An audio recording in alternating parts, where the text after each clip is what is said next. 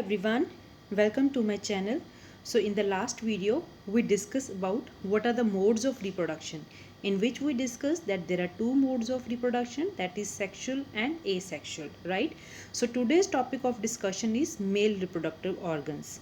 तो we already know कि जहाँ पे भी सेक्सुअल रिप्रोडक्शन होती है वहाँ पे दो टाइप के करेक्टरिस्टिक होते हैं, एक मेल पार्टनर होता है और एक फीमेल पार्टनर होता है, जबकि एसेक्सुअल रिप्रोडक्शन में एक ही ऑर्गेनिज्म होता है जो कि जिसमें कि फर्टिलाइजेशन होती है, राइट, जिसमें कि रिप्रोडक्शन होती है, sorry.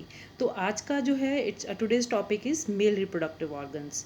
So the male let's start with the topic that is male reproductive organs. The male reproductive organs include a pair of testis. Pair of testis कहने का मतलब है, जैसे कि आप पिक्चर में देख सकते हो कि दो टेस्टिस बनी हुई हैं एंड टू स्पर्म डक्ट्स. जैसे कि ये जो टेस्टिस हैं ये कनेक्टेड किसके साथ हैं? स्पर्म डक्ट के साथ हैं.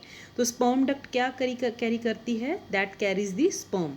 सो make sure you no testis के कितने पेयर हैं? दो पेयर हैं. कितने नंबर हैं? दो नंबर हैं, राइट. सो टेस्टिस का एक पेयर है, दो नंबर हैं. और ये किसके साथ जुड़ी हुई हैं? ये स्पर्म डक्ट को, इसके साथ स्पर्म डक्ट जुड़ी हुई है जो कि स्पर्म्स कैरी करती है, right. Now two sperm duct and a penis, right? The testis produce the male gamete called sperm.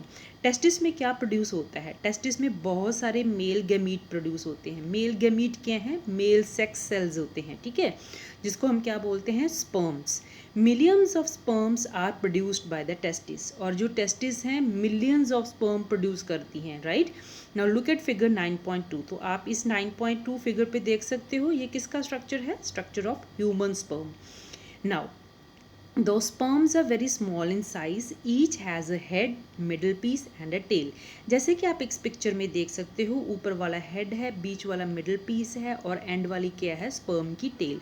भले कि स्पर्म का स्ट्रक्चर जो होता है बहुत स्मॉल होता है, लेकिन स्मॉल स्ट्रक्चर होने के साथ भी उसके पास हेड होता है, मिडल पीस होता है और टेल होती है. Does it appear to be single cell? Indeed, each sperm is a single cell with all the usual cell component. तो सेल जो हम ह्यूमन स्पर्म की बात करते हैं वो हमेशा ही सिंगल सेल होता है. जितने भी सेक्स सेल्स होते हैं वो सिंगल सेल होते हैं, right. So indeed each sperm is a single cell. हर स्पर्म सेल जो है एक सिंगल सेल है with all the usual cell component. Cell component में हमने क्या पढ़ा था? सेल मेम्ब्रेन होता है, साइटोप्लाज्म होता है, न्यूक्लियस होता है, राइट. तो इसके जो मिडल पीस है, इसका जो एक मिडल पीस और एक टेल है, राइट. तो जो मिडल पीस है वहाँ से उसको एनर्जी मिलती है क्योंकि वहाँ पे बहुत सारे माइटोकॉन्ड्रिया कंसंट्रेटेड होते हैं. This you will read up in the higher classes. What purpose does the tail in a sperm serve? तो आप देख रहे हो कि जो ह्यूमन स्पर्म है, बेटा एक तो आपको ह्यूमन स्पर्म का जो है डायग्राम अच्छे से आना चाहिए. दूसरा आपको ये पता होना चाहिए कि जो स्पर्म है उसकी टेल क्यों होती है. जब हम आगे नेक्स्ट पढ़ेंगे फीमेल रिप्रोडक्टिव ऑर्गन तो वहाँ पे एग की तो टेल कोई नहीं है. Why does the males sex cells they should have tail? Tail इसलिए होती है कि जैसे ही स्पर्म डक्ट से कैरी करते हुए स्पर्म जो होते हैं, या आप ये सेंट्रल बॉडी देख सकते हो जो mail reproductive organs in humans में आप देख रहे हो कि वहाँ पे जो सेंट्रल स्ट्रक्चर है जिसके साथ स्पर्म डक्ट जुड़ी हुई हैं. टेस्टिस के बाद ये जो स्पर्म डक्ट हैं ये गोल सा स्ट्रक्चर है, इसमें खुलती हैं जहाँ पे जो आके जो है एक पेनिस के थ्रू ये स्पर्म्स बाहर निकल जाते हैं. जैसे ही ये स्पर्म अगर फीमेल की बॉडी में स्पर्म्स अंदर जाते हैं तो उनको जो है स्विम करना होता है. They have to swim in the body of the female. That's why they have a sperm. So what is the purpose of the tail in the sperm? So tail in the sperm is needed for swimming in the female body, that is vagina में जब ये sperm ejaculate होती है, this tail help in the swimming of the sperm. तो next जो structure है that is the female reproductive organ. तो मैं उम्मीद करती हूँ आपको मेल रिप्रोडक्टिव अच्छे से समझ आ गया होगा. अब हम बात करें फीमेल रिप्रोडक्टिव ऑर्गन्स की. The female reproductive organs are a pair of ovaries. यहाँ पे भी आप देख सकते हो पेयर ऑफ टेस्टिस है और फीमेल में भी जो है पेयर ऑफ ओवरी है. मीन्स वहाँ पे दो ओवरीज है, left side and right side. Oviduct, oviduct जो ओवरी से जो है एग लेके जाएगी, दैट इज़ दी ओविडक्ट, जिसको कि हम फेलोपियन ट्यूब्स भी कहते हैं. And the uterus, this central part is called the uterus. Now the ovary produces female gametes called ओवा, जिसको हम एग बोलते हैं, राइट. तो मेल गैमीट क्या थे? स्पर्म। फीमेल गैमीट क्या है? ओवा। दोनों ही क्या है? सिंगल सेल है। So make sure you know what is single cell. जितने भी सेक्स सेल्स होते हैं वो सब सिंगल सेल होते हैं। इवन हैन का जो एग है जो हमें विजिबल होता है with the naked eye, that is also a single cell, right? Now, in human beings, a single matured cell is released into the oviduct.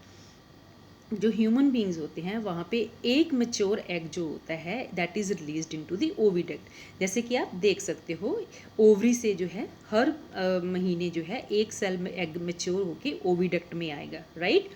Now is released into the oviduct by one of the ovaries every month. एक महीने में turn एक ovary की आएगी। Supposedly left ovary is producing in the January February में right ovary, right? Uterus is the part where development of the baby take place. So where is the development of baby take place? Uterus is the part where the development of जो है baby take place. आप देख सकते हो female reproductive organ में एक uterus कहाँ पे होती है? Now like the sperm and egg is also a single cell. This is also very important कि जैसे sperm है वैसे ही egg जो होता है सिंगल सेल होता है। Now Bujo records that the size of egg in animals vary. तो ये जो साइज ऑफ एग है वो एनिमल में वेरी करता है। जो ह्यूमन एग है that is not visible with the naked eye, we need to take the help of microscope. जबकि एक ऑस्ट्रिच का जो एग है वो बहुत बड़ा एग माना जाता है। Now the egg may be very small as in humans, much larger as in hen. लेकिन हैन का एग जो होता है ह्यूमन के एग से काफ़ी बड़ा होता है, इसी वजह से हम उसको विजिबल आई से it is visible without the aid of microscope. जबकि ostrich egg is the largest. Now this is very very important question, किस एनिमल का जो एग होता है that is the largest? Ostrich जो है एक बर्ड है, ये एक फ्लाइटलेस बर्ड है, ये उड़ नहीं सकता। तो मैं उम्मीद करती हूँ कभी किसी ज़ू में या किसी चिड़ियाघर में जाएं, वहाँ पे आपको ऑस्ट्रिच ज़रूर देखने को मिलेगा। आप कोशिश करें कि वहाँ पे ऑस्ट्रिच देखें, और जो है उसका जो है एग होता है वो सबसे लार्जेस्ट होता है, और जो ऑस्ट्रिच होता है वो फ्लाइटलेस बर्ड है। फ्लाइटलेस बर्ड में आपको एमू भी मिलेगा, ऑस्ट्रिच भी मिलेगा, right? So these are the few birds जो हैं फ्लाइटलेस है बर्ड्स होते हुए भी। अब जब ये मेल का स्पर्म और फीमेल का एग जब मिलेंगे, जब एक दूसरे के साथ मिलेंगे, that will result in the fertilization. So this will discussed in the next class. Till then you stay tune. Thank you so much for watching.